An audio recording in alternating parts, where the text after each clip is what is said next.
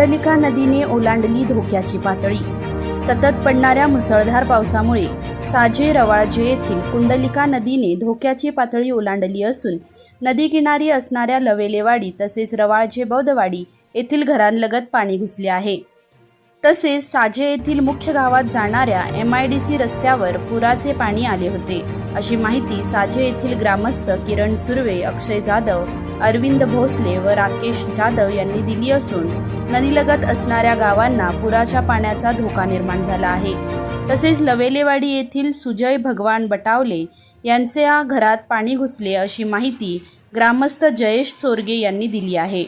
माणगाव तहसीलदार यांनी नदी किनारी कोणीही जाऊ नये किंवा सध्या पुरावस्थेत नदी किनारच्या घरांमधून तात्पुरते स्थलांतरित व्हावे, अशा स्पष्ट सूचना दिल्या आहेत। लाईव्ह मराठी ब्रेकिंग न्यूजसाठी मृणाली जाधव, माणगाव, रायगड।